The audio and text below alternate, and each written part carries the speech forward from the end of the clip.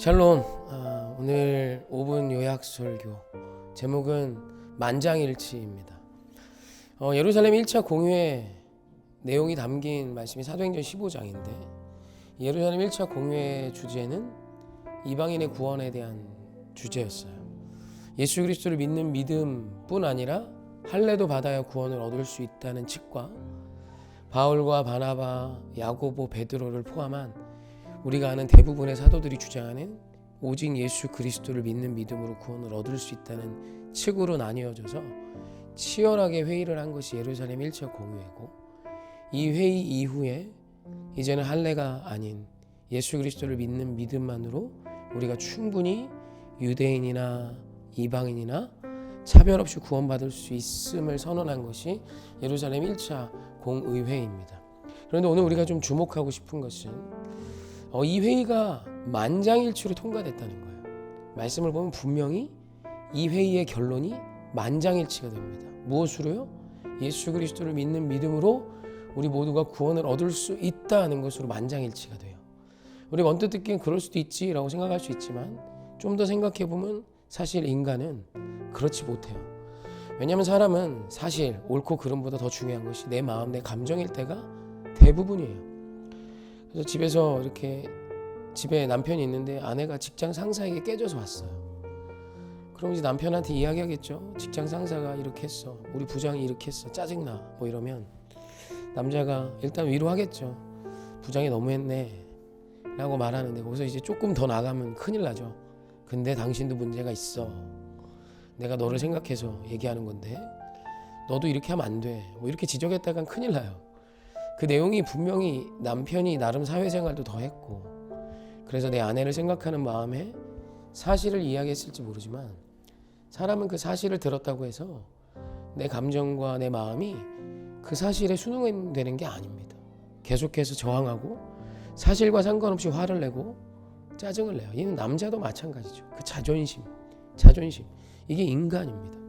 그런데 여러분, 할례를 행하는 것은 유대인 그리스도인에게 할례를 받아야 구원을 얻을 수 있다고 주장하는 자들에게 천년이 넘는 세월 동안 지켜져 왔던 삶의 이야기입니다. 내 아버지 때부터 생명을 걸고 할례를 행했는데 오늘 회의가 통과되면 정말 저들이 말하는 것처럼 예수를 믿는 걸로 충분히 구원을 얻으면 무슨 일이 일어나요? 지금까지 내가 살아왔던 삶을 바꿔야 되는 거예요. 그런데 이 회의가 만장일치로 끝나요.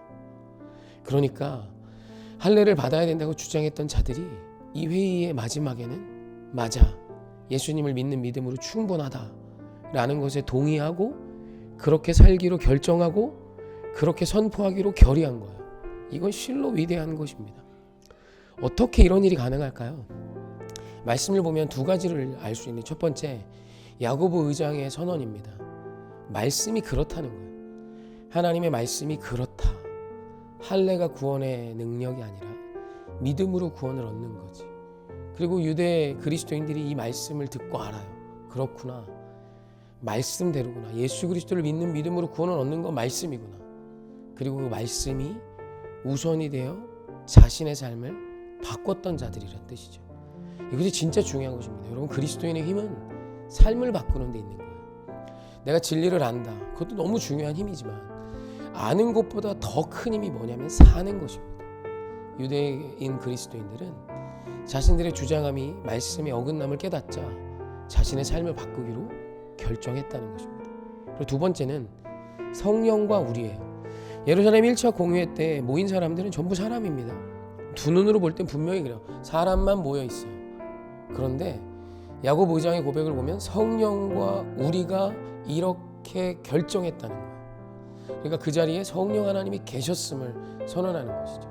그래서 여러분, 오늘 우리의 감정과 마음을 다스리는 게 쉽지 않지만 우리를 도우시기 위해 오신 성령 하나님이 함께 하십니다. 그분은 보혜사 성령님이시고 도우시는 분이세요.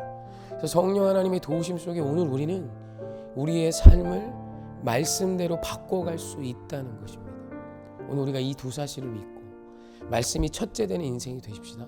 그리고 그 말씀을 붙들고 성령 하나님을 의지하여 말씀대로 나의 삶을 바꾸어 정말 이 마지막 때의 삶이 예수 닮아가는, 진리를 알고만 있는 것이 아니라 진리를 진짜 알아 내 삶에 구현되는 저와 여러분이 돼요.